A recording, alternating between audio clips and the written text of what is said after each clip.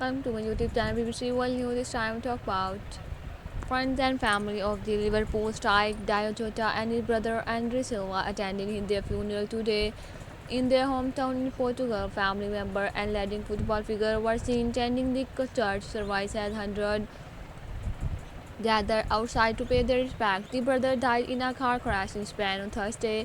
The 28-year-old footballer had married his long-term partner just 11 days before the crash, joining Wood Report, and it was a small private funeral for the very public figure Diogo Jota and his brother André were laid to the rest at the church in the small Portuguese town where they grew up and where they began their footballing career.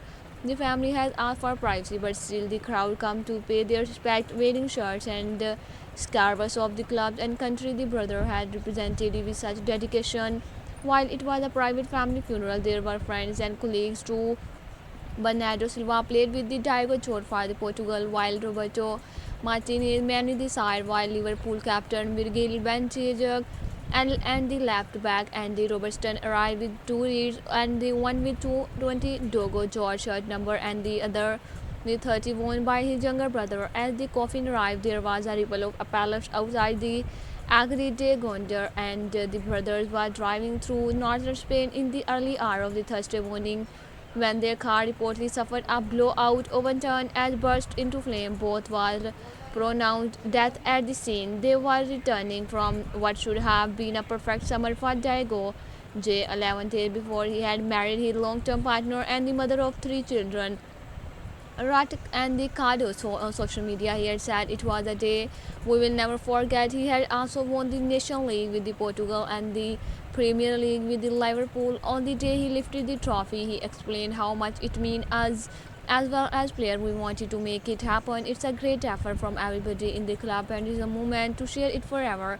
And today in his adopted city, people continue to lay flowers and share their and the memories and the legacy he left is I think that he had a spirit, joy, humility, kindness, youth, everything that was of saint. I think that's why it's so impactful. Wonderful player, loved by all, brilliant husband, father, son, player, and the teammate. Back in the Godmere as the service finished, the two brother coffins were carried for a private burial. Two men of such promise carried by friends and family, but they did not walk alone. Joy inward and our and the just wanting to be with each other here. So many people who were have spoken to have talked about how it feels like they have lost a family member, that real sense of grief. And so many people who are parents telling me that their children were having their first sense of the upset people are today across the generation. We have seen lots of older people here who have clearly been sporting the roads and we read for decades, but there are also lots and lots of younger fans. In fact, a bit earlier on the kind of middle of the morning, we saw lots of the younger boys, what kind of 8, 9 and 10 years old, all in football shirts, who had all clearly come here after Saturday morning football training or Saturday football and games, and they have been brought here as a group to become and see this huge display of grief and affection for Joe J, and these floor and cars and shirts are scarce. They stretch the entire length of the main stand here outside and feel lots of them referencing the number 20. His shirt number saying forever 20, and an awful lot of them, of course, as you would imagine, give this is Liverpool saying you'll never walk alone club anthem that take on extra poignancy at this time. And we're saying as well there's a lot of tributes we know left outside Molineux, the home ground of the Wolverhampton Wanderers, and the Virtua played before he came here to the Anfield in 2020. And this is a city where football is like a family, and therefore that's why so many people here today are saying it feel like they have lost a brother or a son. Are important to for Liverpool to have shown support for. Do we saw the club top player and its manager attend the funeral service?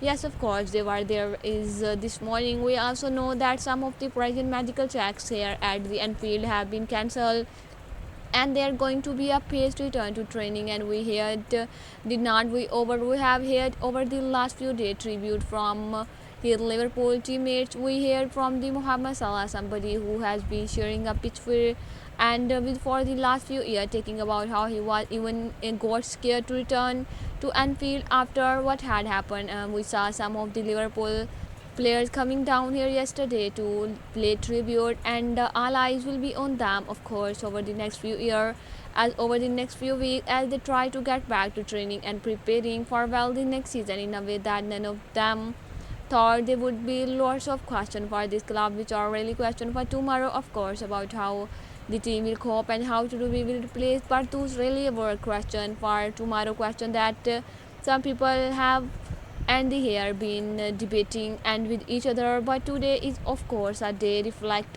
on the funeral and what's been happening and many miles away from here in Portugal.